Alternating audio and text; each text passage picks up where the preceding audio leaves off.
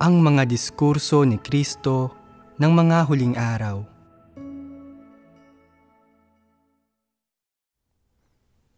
Alam mo ba ang pagmamahal ng Diyos sa sangkatauhan? Sa mga huling araw, saan namamalas ang pagmamahal ng Diyos para sa sangkatauhan sa kanyang pagpapakita at gawain? Makikita ninyo ito sa pamamagitan ng pagdana sa bawat hakbang ng gawaing ito. Nagsasalita ang Diyos sa bawat hakbang ng kanyang gawain gamit ang ilang pamamaraan, nagbibigay siya ng ilang propesiya at nagpapahayag ng ilang katotohanan at disposisyon niya, at tumutugon ang mga tao sa lahat ng iyon. Ano ang mga tugon ng mga tao? Wala sa kanila ang masunurin sa Diyos at wala sa kanila ang aktibong naghahangad sa katotohanan at maluwag sa loob na tumatanggap sa kanyang gawain. Lahat sila ay negatibo at lumalaban, galit, tumatanggi at ayaw tumanggap. Gayunman, laging patuloy na ginagawa ng Diyos ang kanyang gawain at hindi nagbabago ang pagmamahal niya sa mga tao.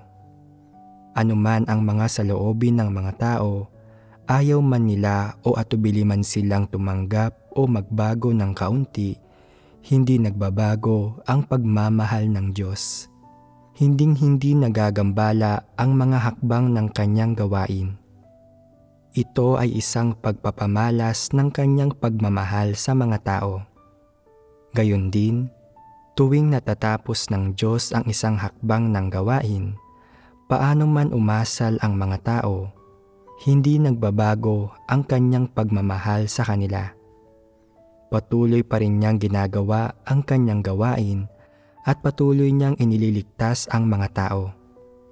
Sa bawat hakbang ng gawain sa hinaharap, magiging mas malalim at mas tumatagos ang mga salita ng Diyos na humahatol at naghahayag sa mga tao, at mas partikular na sa kanilang kasalukuyang kalagayan. Sasabihin niya ang mga bagay na nagtutulot sa mga tao na mas maintindihan siya at makilala siya, na mas maunawaan at maarok ang kanyang kalooban, at makikita ng mga tao na mahal pa rin niya ang sangkatauhan. Kahit palaging negatibo o palaban ang tugon ng mga tao, kahit ganito ang reaksyon nila sa bawat hakbang ng gawain, laging patuloy na nagsasalita at gumagawa ang Diyos, at hindi pa nagbabago ang kanyang pagmamahal sa mga tao kahit ngayon.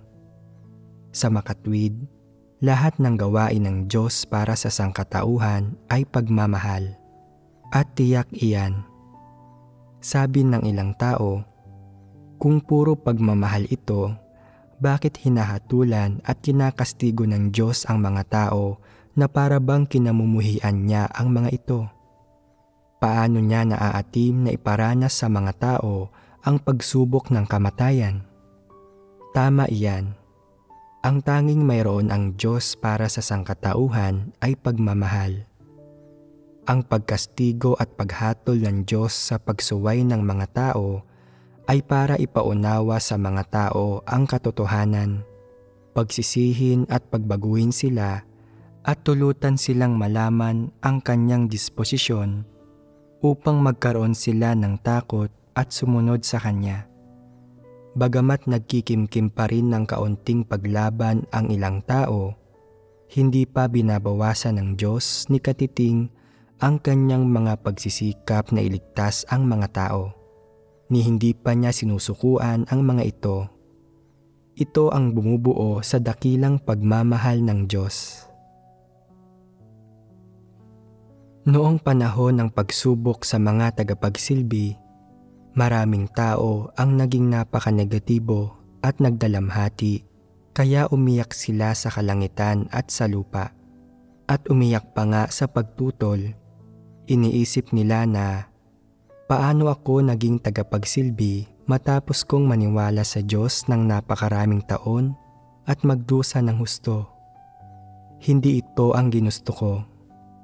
Hindi nasiyahan at hindi nakaunawa ang mga tao. Ngunit naunawaan sila ng Diyos at hindi ba't pagmamahal ito? Kasama sa pagmamahal ng Diyos ang pag-unawa sa mga tao, isang kabatirang nakaaarok sa kanilang diwa at lubusang pagkaunawa sa kanila. Nagmamahal siya ng walang pagkalito, pagkukunwari o panlilinlang. Ang pagmamahal niya ay tunay at totoo. Saan ka man nagkukulang at walang kaalaman o pag-unawa, may awa siya sa iyo, mahal ka niya at lagi kanyang inaantig. Gaano man umaayaw o hindi nasisiyahan ang mga tao bilang mga tagapagsilbi, hindi kailanman sinukuan ng Diyos ang mga tao dahil sa kanilang katiwalian at pagsuway. Lagi siyang nagsasalita, naglalaan para sa mga tao, sumusuporta sa kanila, at sa pamamagitan ng ilang buwan ng pagpipino, inilantad niya ang kanilang katiwalian at ipinaalam sa kanila ang kanilang masamang kalagayan. May pagmamahal ba ang Diyos para sa mga tao sa loob ng 3 buwang ito? Kung wala, hindi ka sana niya binigyang pansin kailanman. Pinalayas ang ilang tao nang subukin ang mga tagapagsilbi at ang mga taong iyon ay tunay na mga walang pananalig. Naging negatibo sila sa sandaling narinig nila na sila ay mga tagapagsilbi at hindi nila iyon matanggap pagkaraan ng ilang buwan. Ayaw mong maging tagapagsilbi at ayaw mong magdusa sa pagsunod sa Diyos. Ngunit nang sabihan ka na may mga pagpapalang matatanggap, naging masaya ka, tuwang-tuwa ka pa nga. Kung walang pagmamahal ang Diyos kundi pagkamuhi lamang at nakita niya ang gayong katiwaliang nalantad sa mga tao, dapat ay napalayas na sila. Hindi pa nga matagal ang 3 buwan ng pagpipino. Bakit ko sinasabi na hindi pa iyon matagal? Dahil ito lamang ang haba ng panahon na kayang tiisin ng mga tao. Kung mas matagal pa nga ito, hindi ito matitiis ng mga tao. Bagamat ang mga tao ay laging kumakanta ng mga himno, tumadalo sa mga pagtitipon at nagbabahaginan, tiyak na hindi nila magagawang manindigan dahil lamang sa nagagalak sila sa mga bagay na iyon. Kaya nga maaga pa ay ginawa na sila ng Diyos na kanyang mga tao at kasama rin dito ang kanyang pagmamahal. Ginagamit ng Diyos ang kanyang puso at pagmamahal para impluwensyahan at panatilihin ang mga tao at pagpapamalas din ito ng pagmamahal. Makikita rin natin ang pagmamahal ng Diyos sa tiyempong ito. Hindi siya nagpapaliban kahit isang araw, agad siyang nagsasalita kapag oras na para siya ay magsalita. Kung nagpaliban siya ng ilang buwan, unti-unting aalis ang ilang tao. Ito ang paggawa niya ayon sa totoong kalagayan ng mga tao nang walang pagkaantala o pagpapaliban. Nagbibigay ng espesyal na pansin ang Diyos sa lahat at habang inililigtas niya ang mga tao, ang Diyos ang responsable sa kanila hanggang wakas. Ngunit walang paninindigan o determinasyon ang ilang tao at kusa silang umalis. Bago sila umalis, partikular na inantig ng banal na espiritu ang ilang tao at hinimok silang manatili.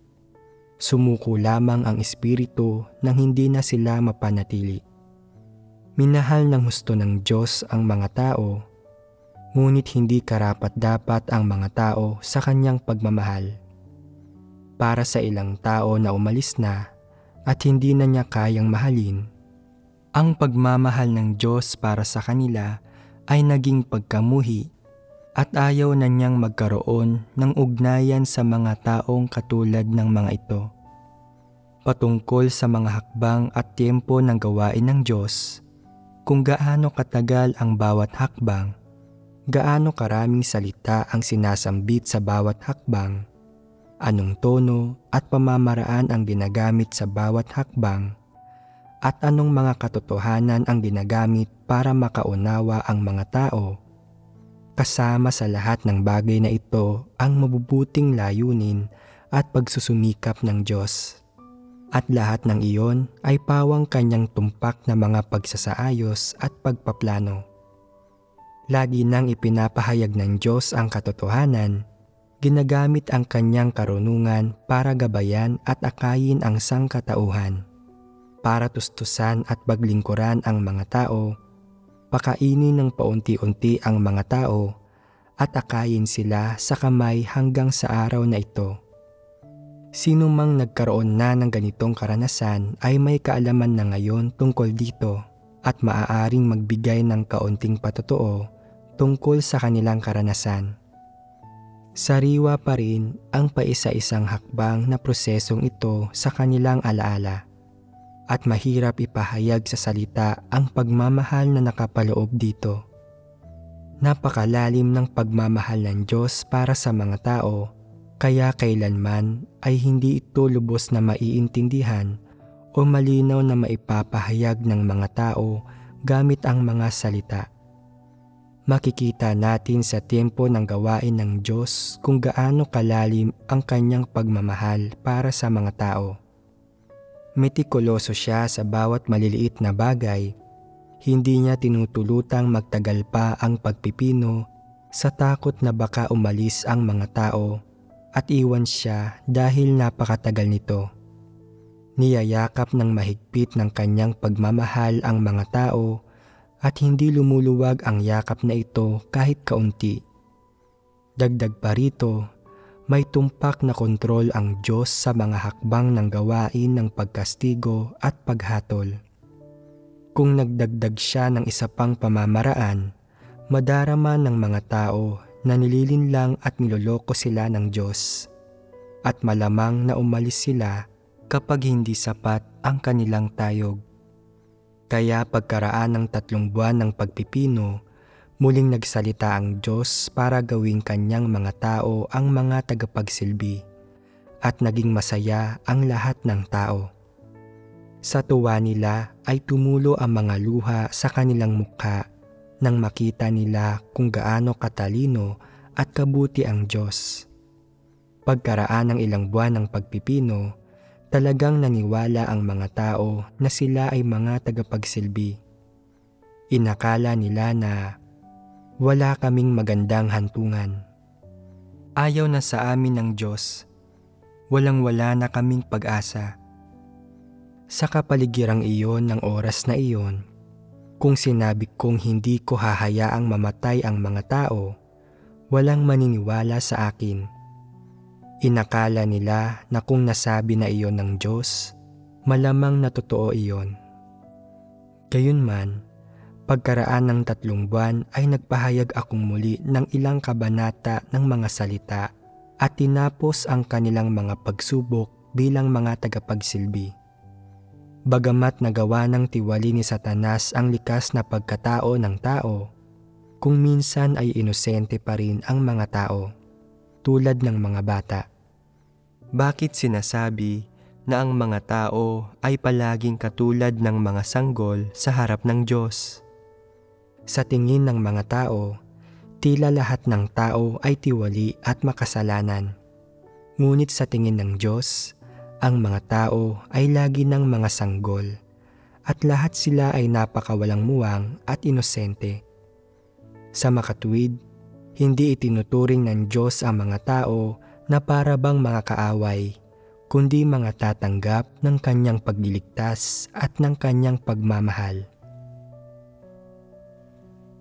Ang pagmamahal ng Diyos para sa mga tao ay hindi lamang para patuloy na magkaloob ng biyaya sa kanila o para magsabi ng mga salita ng pagpapala o mga bagay na nais marinig ng mga tao na tulad ng iniisip nila. Ito ay para ipahayag ang katotohanan at dalisayin ang mga tao sa kanilang katiwalian. Iligtas sila mula sa impluwensya ni Satanas at gawin silang karapat-dapat na matanggap ang kanyang mga pagpapala at ang kanyang pangako. Iyan ang tunay na pagmamahal ng Diyos. Inilalantad ng Diyos ang katiwalian ng mga tao, hinahatulan at kinokondena sila gamit ang mga salitang tunay na hindi kasiya-siya sa kanila. Bumabaon pa nga ang mga salitang ito sa kanilang puso at nasasaktan sila. Ang ilang salita ng paghatol ay tila kinokondena ang mga tao o sinusumpa sila na para bang talagang kinamumuhian sila ng Diyos. Ngunit may tunay na konteksto ang lahat ng ito. Ganap na naaayon ito sa katunayan at hindi ito pinalabis. Nagsasalita ang Diyos batay sa tiwaling diwa ng mga tao at kailangan lamang itong maranasan ng mga tao sandali para malaman ito. Ang layon ng Diyos sa pagsasabi ng mga bagay na ito ay para baguhin ang mga tao at iligtas sila. Makukuha lamang ng Diyos ang pinakamagagandang resulta kung magsasalita siya ng ganito. Dapat mong makita na ang pagsusumikap ng Diyos ay para iligtas ang mga tao at kumakatawan ang lahat ng ito sa kanyang pagmamahal. Tumingin ka man sa karunungan ng Diyos o sa mga hakbang at pamamaraan ng gawain, sa haba ng panahon nito o sa kanyang tumpak na mga pagsasaayos at pagpaplano, lahat ng iyon ay naglalaman ng kanyang pagmamahal. Narito ang isang halimbawa. Lahat ng magulang ay may pagmamahal para sa kanilang mga anak at nagsusumikap silang lahat na makita ang kanilang mga anak na tumatahak sa tamang landas.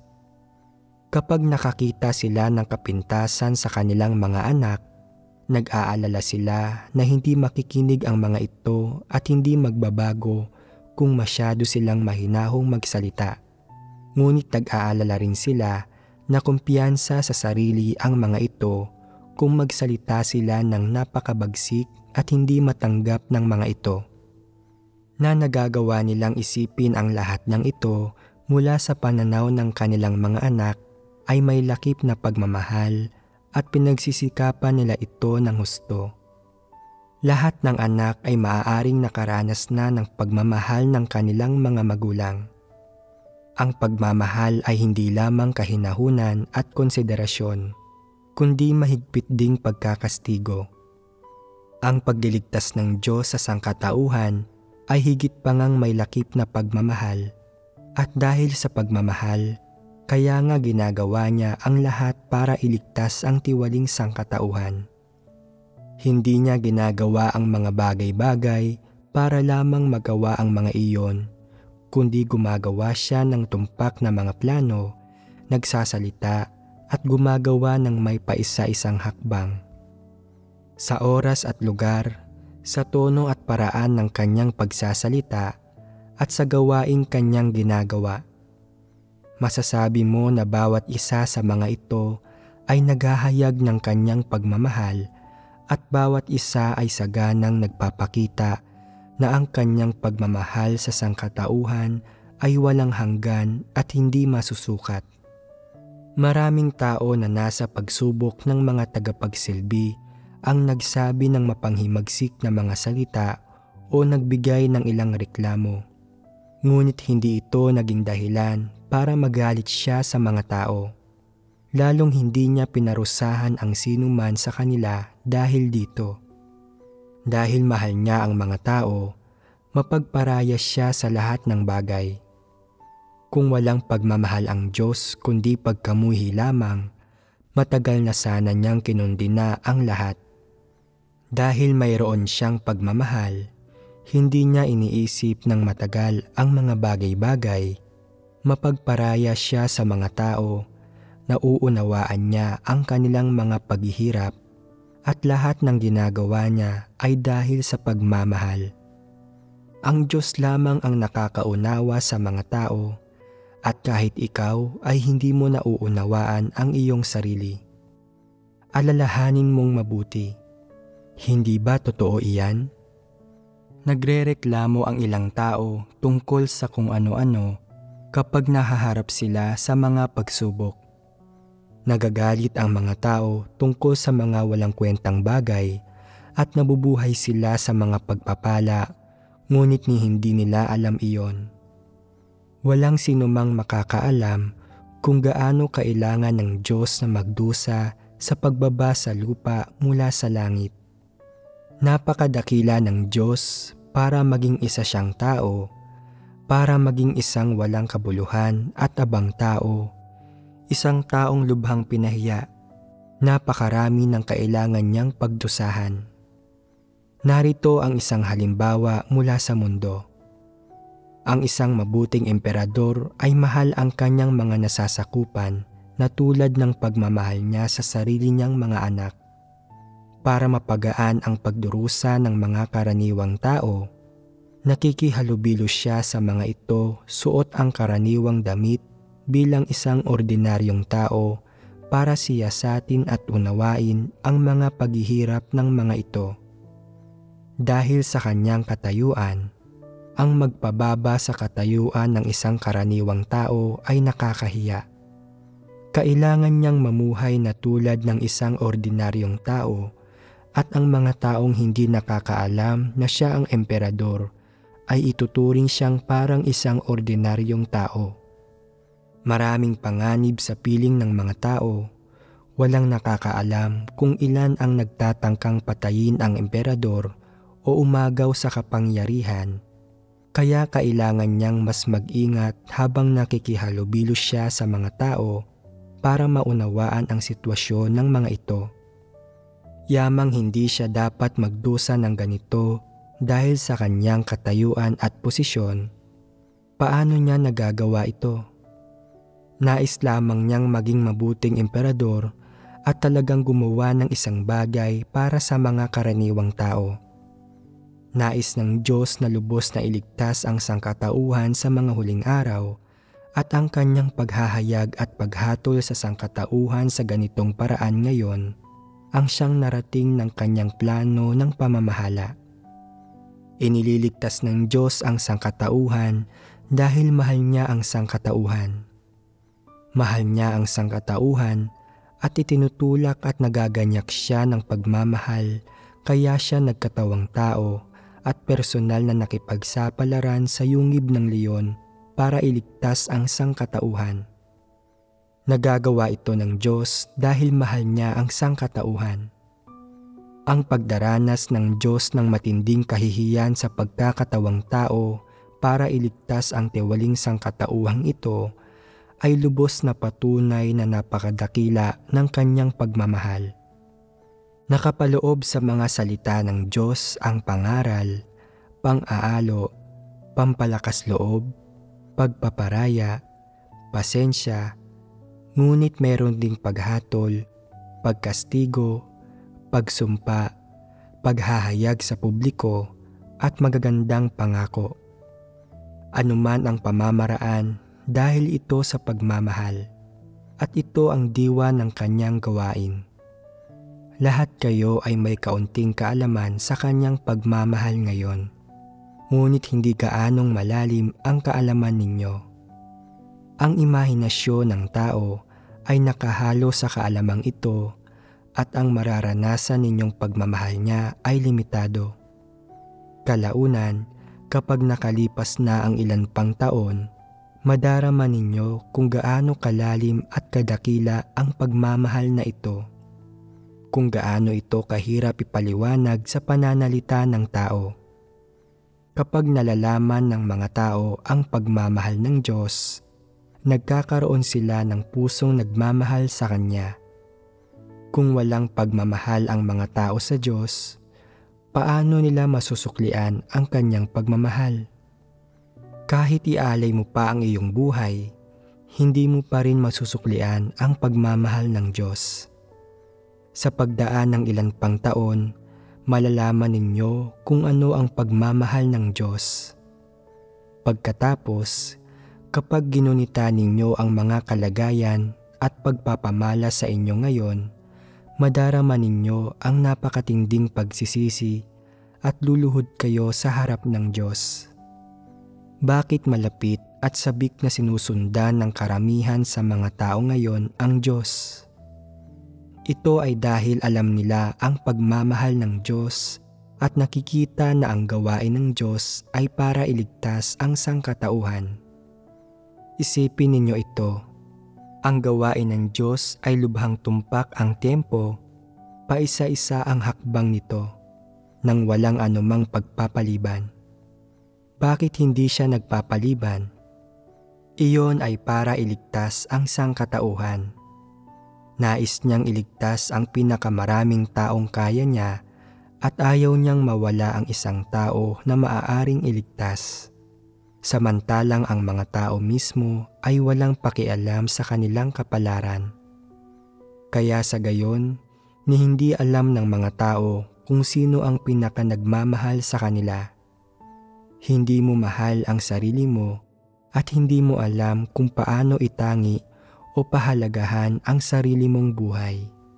At Diyos lamang ang nagmamahal sa mga tao ng higit sa lahat.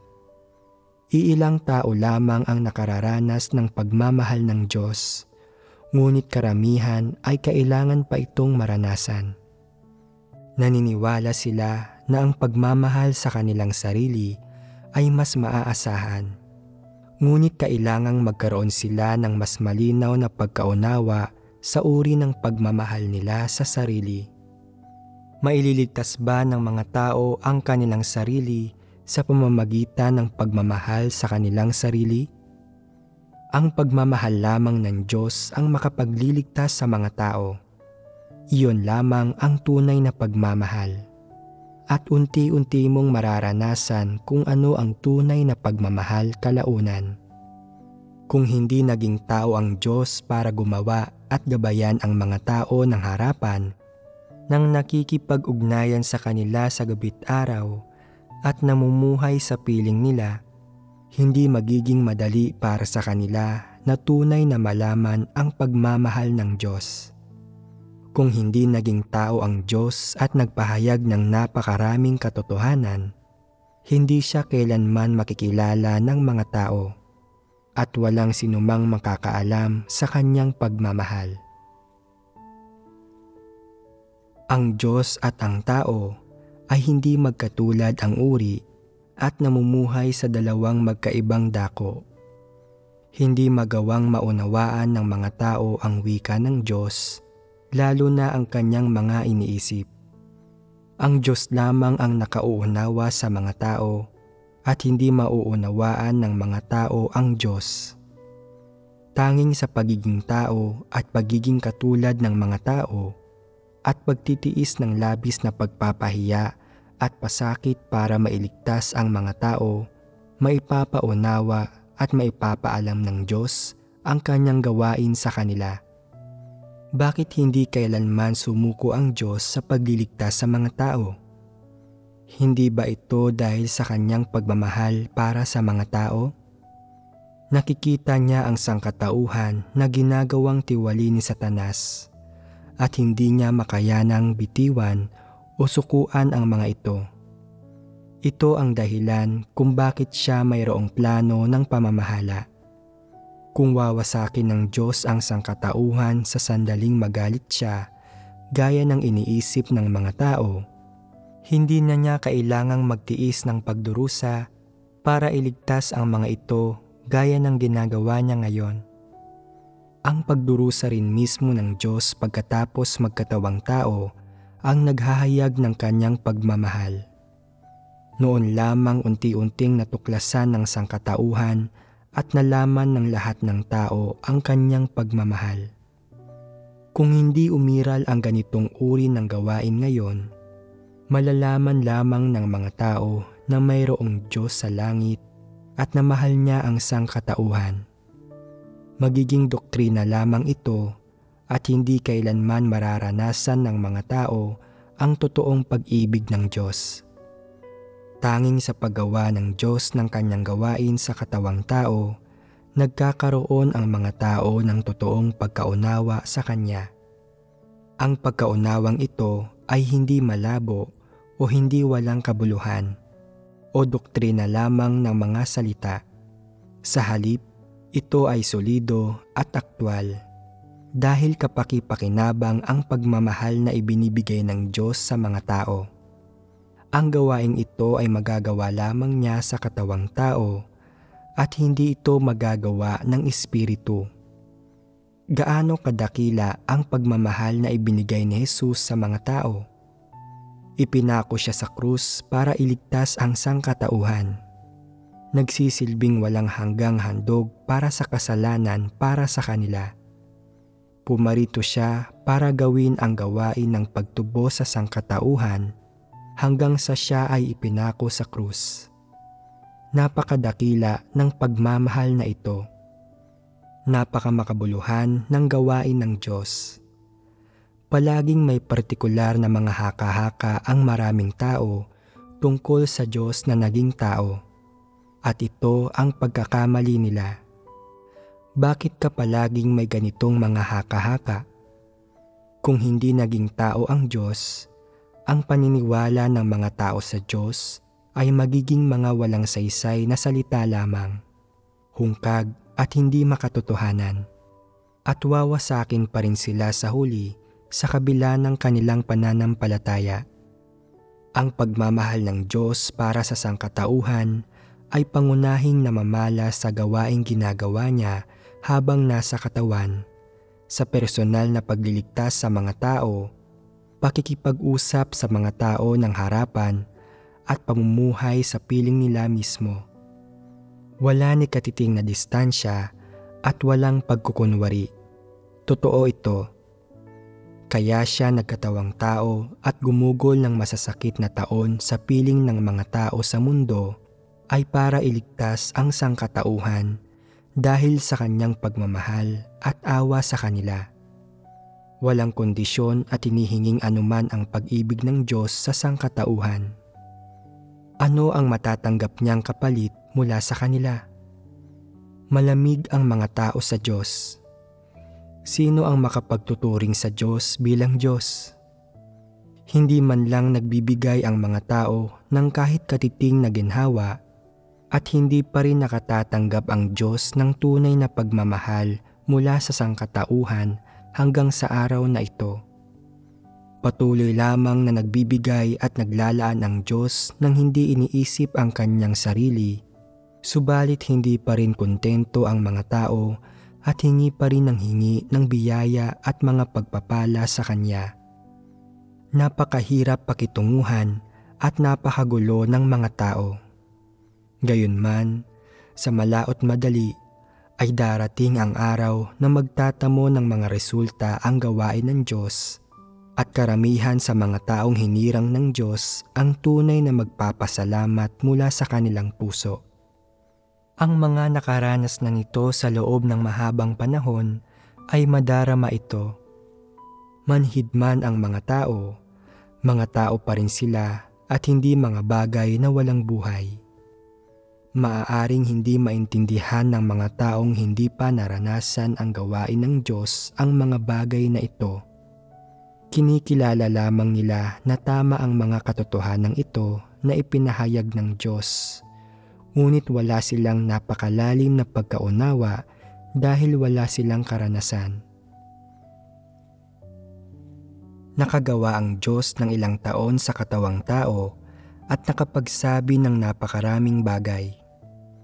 Nagsimula ang Diyos sa pagsubok sa mga tagapagsilbi at pagkatapos ay nagbigay siya ng mga propesiya at sinimulan niya ang gawain ng paghatol at pagkastigo. Pagkatapos ay ginamit niya noon ang pagsubok ng kamatayan para pinuhin ang mga tao. Pagkatapos ay inakay niya ang mga tao sa tamang landas ng pagsampalataya sa Kanya. Sinasabi at ibinibigay ng Diyos ang lahat ng katotohanan. Nilalabanan niya ang lahat ng uri ng mga haka-haka ng tao. Pagkatapos ay binibigyan niya ang mga tao ng kaunting pag-asa para tulutan silang makita na may pag-asang naghihintay sa kanila. Ang Diyos at tao na magkasamang pumapasok sa isang magandang hantungan. Kahit isinasagawang lahat ang gawaing ito ayon sa plano ng Diyos, ginagawa ang lahat ng ito ayon sa mga pangangailangan ng sangkatauhan. Hindi ito basta-basta ginagawa. Ginagamit ng Diyos ang kanyang karunungan para gawin ang lahat ng gawaing ito. Ito ay dahil may pagmamahal ang Diyos kaya nagagawa niyang gumamit ng karunungan para tratuhin ng taimtim ang mga tiwaling taong ito ng ganito. Hindi niya kailanman pinaglalaroan ang mga tao sa anumang paraan. Mula sa tono at pananalita ng Diyos, kung minsan ay hinahatulan at kinakastigo niya ang mga tao o sinusubok ang mga tao. Kung minsan ay nagdaranas ng mga pagsubok at pagdurusa ang mga tao dahil sa isang partikular na pananalita, at kung minsan ay binibigyan niya ang mga tao ng partikular na piling mga salita na nagpapalaya sa kanila at nagpapanatag ng kanilang loob. Tunay na pinag-iisipan niya at binibigyan ng konsiderasyon ang mga tao. Kahit mga nilikha ng Diyos ang mga tao at lahat ay nagawang tiwali ni Satanas, at kahit ang mga tao ay walang kwenta, pawang basura lamang, at ganoon ang kanilang likas na pagkatao, hindi niya tinatrato ang mga tao ayon sa kanilang diwa at hindi tinatrato ang mga tao ayon sa kaparusahang dapat nilang matanggap. Maaaring mahigpit ang kanyang pananalita, ngunit palagi niyang pinakikitunguhan ang mga tao ng may pasensya, pagpaparaya at habag. Dapat itong dahan-dahang pagnilayang mabuti ng mga tao.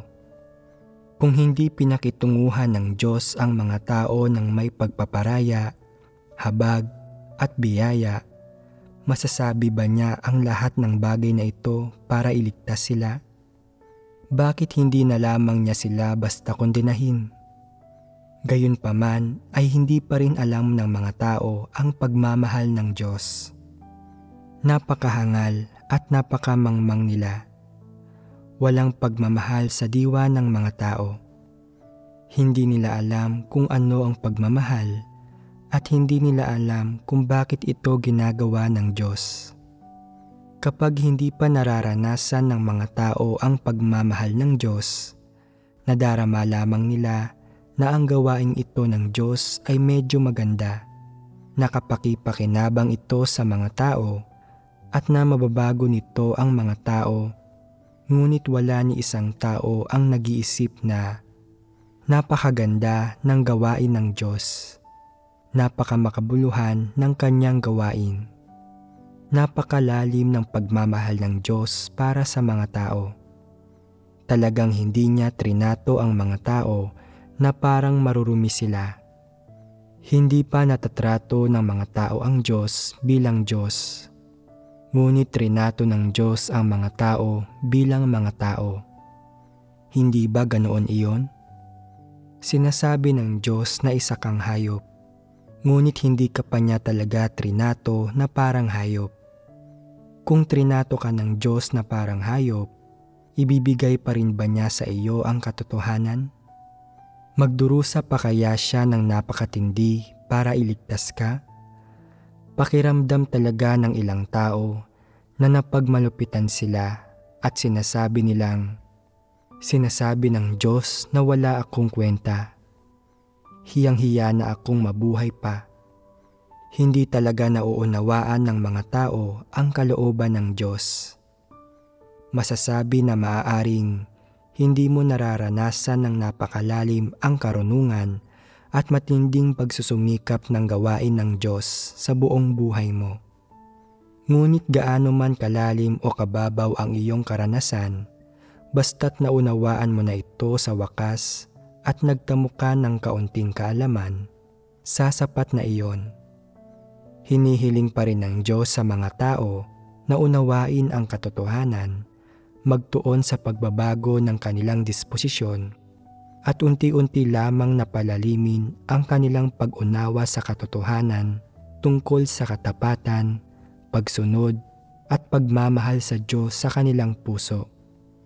Kung gugugol o magdurusa kahit kaunti ang mga tao, maaaring madama nila na malaki ang naiambag nila at ngayon ay may mataas na silang mga kwalifikasyon sa harap ng Diyos. At kung mag-aambag pa sila ng kaunti, ipagmamalaki nila ang kanilang mga kwalifikasyon. At kapag hindi binanggit ang mga ito, nanliliit sila at sumasama ang loob nila. Paano nagtataglay ng pagmamahal ang mga tao? Anong pagmamahal ang taglay ng mga tao? Nagtamo na ba ng tunay na pagmamahal ang Diyos mula sa sangkatauhan? Hindi ba siya karapat-dapat sa pagmamahal ng sangkatauhan?